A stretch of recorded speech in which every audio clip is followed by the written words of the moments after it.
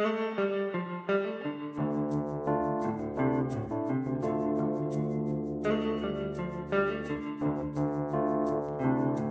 y'all remember like the last couple days when I was super sick and it sounded terrible?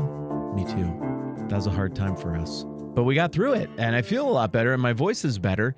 We could have just taken a couple days off. Like I think we could do that probably, right? But I don't like to. We get a streak going. We've been doing this together forever, like 2.5 years, every single weekday. I'm not taking a day off.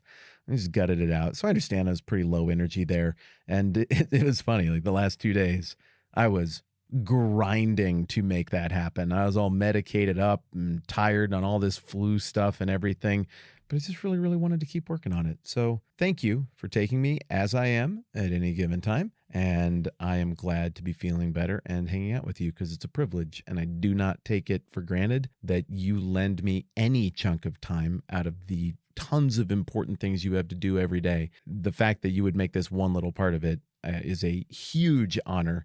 Matthew 26 leads us to so many interesting historical questions in order to understand the finer points of what's going on with the home stretch of the story, Jesus' arrest, trial, crucifixion, resurrection, all of that business.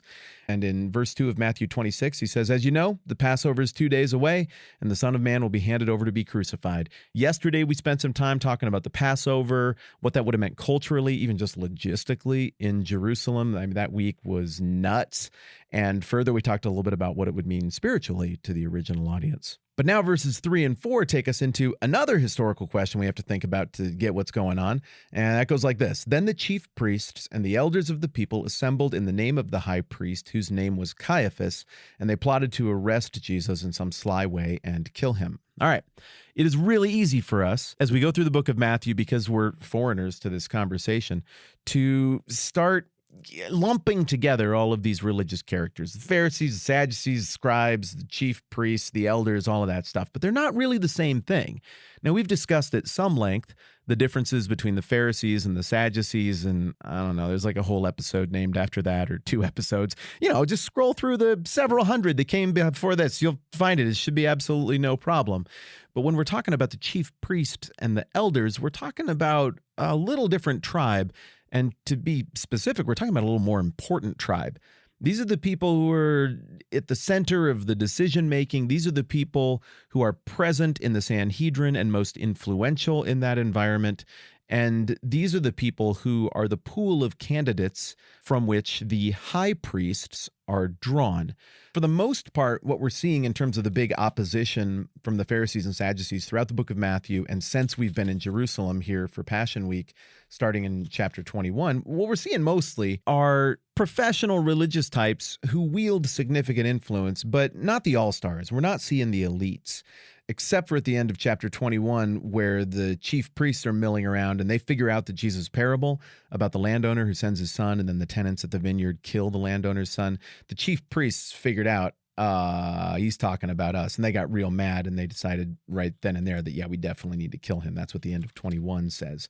So for the most part, though, these elite leaders have been hanging out in the background, and the original audience would have known that we're dealing with significant characters opposing Jesus, but what's it going to be like when Jesus runs into the decision makers, the ones who are at the top of the food chain, the all-stars, the high salary types, the ones who are directly appointed by the political rulers of this era and therefore have access and partnership to political power? No doubt the original audience understood that the stakes would be raised and the exchange would be different. To this point, the elite level of leadership have not sullied themselves with this apparent messianic candidate. It's beneath them. But the fact that Jesus is now in Jerusalem, that none of their underlings can handle him, and that the people seem to be pretty crazy about Jesus, means that all of a sudden the religious elites, the top dogs, are going to come into play, and they're going to have to either go along with Jesus and tell the people that, hey, we're the high priests. We're the ones who are the intermediaries between God and man, and we've sized this guy up, and yep, he's the Messiah. He's the one who's predicted. They're either going to have to do that, or they're going to have to get rid of him. And I don't know how you get rid of somebody like this other than through assassination or state-sanctioned assassination, state-sanctioned murder.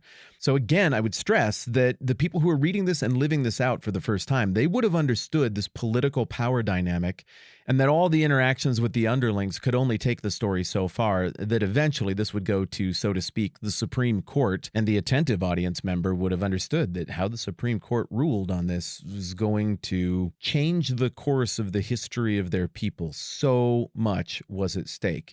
Well, that leaves a few questions for us, though. Most notably, who is this Caiaphas guy? What is his title? What is a high priest? How does one become a high priest?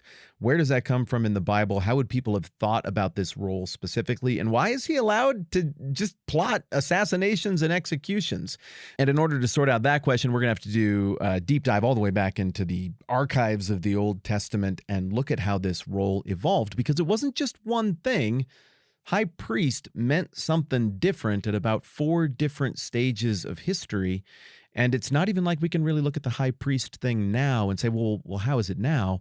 Because effectively, high priest as we understand it here was going to end in 70 AD, just a few decades later, when the entire sacrificial system and all of this great reckoning that it looks like Jesus might have been alluding to in chapters 24 and 25 started to go down. So we'll have a lot to unpack there. I'm going to take a whole episode on that. Quickly, I found a thing that I think you might like. And I don't talk about things that I think you might like very often. This is not a sponsorship. These are some people I've met in my internet travels, but they have a good idea and they're doing a thing that I think might make your life better. So I want to point you toward it.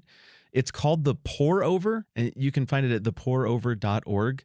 The dudes who I've met who are working on this, they just had an idea to say, like, what if we did a news thing that wasn't overwhelming and exhausting, that wasn't decidedly conservative or decidedly liberal, but just tried to look at the news that everybody is looking at all the time anyway, and just sprinkle in some basic little reminders of like, here's the big picture, the kingdom values. Here's the big picture of kind of just, what the Bible says about the nature of life and existence. And it's the weirdest, coolest email that I get right now, and it's pretty quick. It's a fast read. And then what happens, though, is like I see the news stories that I see angrily on Twitter, but without anger, just a quick, helpful summary. And then there's some kind of very quick reflection right after that. And there's just not much else going on right now in terms of media in my life where I see basic, accurate information about important things happening on planet Earth. And then literally right next to it, I see simple, basic reminders of kingdom values. It's a really smart thing. It's a very simple thing. It's free. It's easy to sign up. It's thepourover.org. Did I get that right before? Yeah, thepourover.org. It's an email. It just comes into your inbox. I think you'll appreciate it. That's why I'm telling you about it. I think these guys are cool and smart, and they're onto something, and this might be something you'd enjoy. This episode is not brought to you by The Pour Over, but I hope you'll check it out. I think you'll dig it. All right, more on Caiaphas and the role of the high priest next time around. I'm Matt. This is the 10-Minute Bible Hour podcast. Let's do this again soon.